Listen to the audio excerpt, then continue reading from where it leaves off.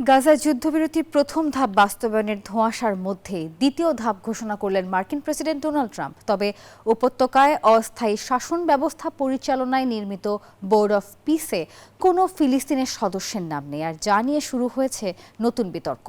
এই অবস্থায় ট্রাম্পের এই পরিকল্পনাকে ইসরায়েল বান্ধব বলে মনে করছেন বিশ্লেষকরা। Unendable wars. They said they were unendable.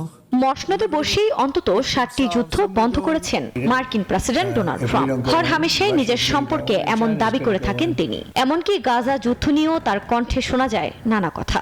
তবে এসব আসলে বাস্তবতার সাথে ঠিক কতটা সামঞ্জস্যপূর্ণ?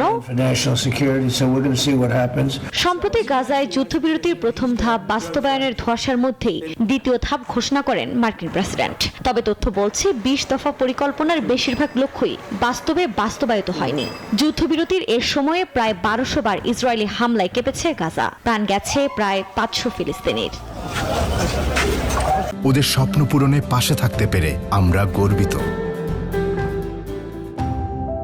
জানি আন্তর্জাতিক সমালোচনার মধ্যে অস্থায়ী শাসন ব্যবস্থা পরিচালনায় বোর্ড অফ পিস ঘোষণা করেন তিনি, যেখানে সাবেক ব্রিটিশ প্রধানমন্ত্রী টনি ব্লেয়ার, মার্কিন পররাষ্ট্রমন্ত্রী মার্কো রুবিও সহ অনেকে থাকলেও নেই কোনো ফিলিস্তিনের প্রতিনিধি। এ অবস্থায় প্রশ্ন উঠেছে, এটি কি সত্যি ফিলিস্তিনিদের প্রতিনিধিত্ব করবে নাকি হাসিল করবে নেতানিয়াহুর স্বার্থ? এরই মধ্যে এই প্রতিনিধি দলকে ইসরায়েল বান্ধব বলে সমালোচনা করেছেন আমেরিকান ইউনিভার্সিটি অব বৈরুতের সহপরিচালক রামি খুরি। তিনি এই উদ্যোগকে বেলফোর ঘোষণার সঙ্গে তুলনা করেন। 1917 সালে ব্রিটিশ পররাষ্ট্রমন্ত্রী আর্থার বেলফোর লর্ড রথচাইল্ডকে লেখা এক চিঠিতে ফিলিস্তিনে ইহুদিদের জন্য আবাসস্থল প্রতিষ্ঠার পক্ষে ব্রিটিশ সরকারের সমর্থন জানান, যা বেলফোর ঘোষণা হিসেবে পরিচিত।